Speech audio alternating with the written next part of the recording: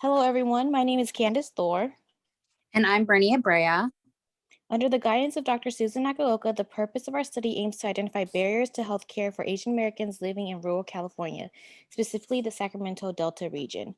For this project, we were interested in the following: identifying barriers to healthcare for Asian Americans by looking at their experiences with the healthcare system and examining how cultural influences help seeking behaviors when it comes to utilizing healthcare services. The framework applied to this study is the ecological perspective. This study also utilized a qualitative approach which focuses on understanding and gaining perspective about how people interpret and construct their worlds. For our study, we interviewed two Filipino Americans, Paula and Carlo. Okay, so for our first interviewee, Paula, she's a 59-year-old Filipino American born in Lodi Memorial. She grew up in Sherman Island, Sherman and Tyler Island, resided in Isleton since 1974.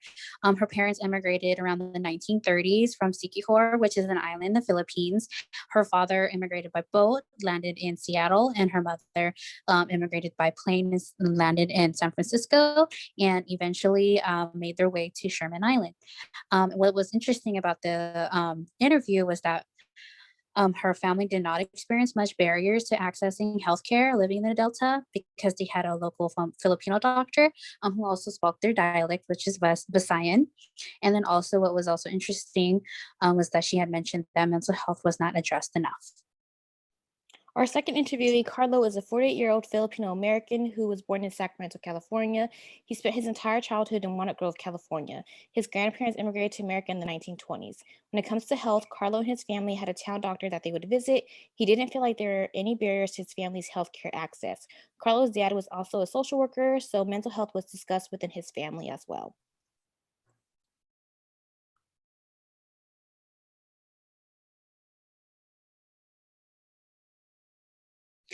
Okay, so for methods, our study is a qualitative study. Therefore, we use oral history to gather information and the insight about their experiences living in the Delta and to observe any barriers or opportunities they had while accessing healthcare. As a class, we gathered 30 participants who lived or grew in the Delta.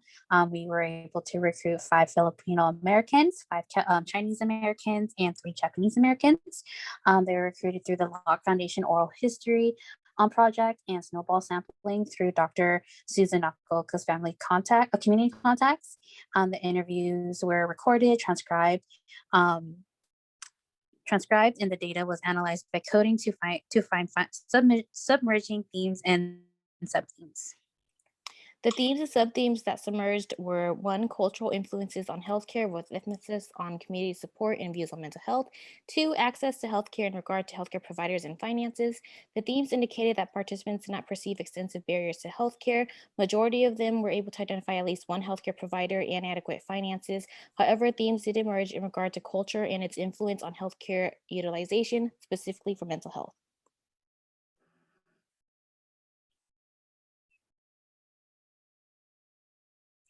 So for the implications in social work, the study provides new insights about how culture influences rural Asian Americans' views towards healthcare and the relationship with healthcare. It can be used to explore barriers in mental health services in rural areas and related to the ecological perspective.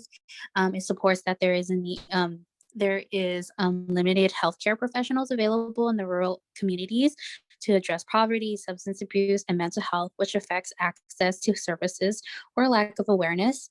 And then also shows that there is a need to implement policies and programs to support families and rural areas to provide individualized and efficient services. And then lastly, for limitations, the limitations of the study includes the project being a qualitative study. The results represent unique experiences and participants cannot be generalized. And then also researchers may have interpreted the data differently. And also Zoom can also be a limitation. Then lastly, when it comes to demographics, it's also a limitation because we had hoped to interview older adults, but recruited fewer participants than expected. Therefore, we accepted a few interviewees who were younger than the target range of 65 and above. Nevertheless, the participants still provided rich and thick descriptions of their life in the Delta. And that concludes our presentation. Thank you for listening.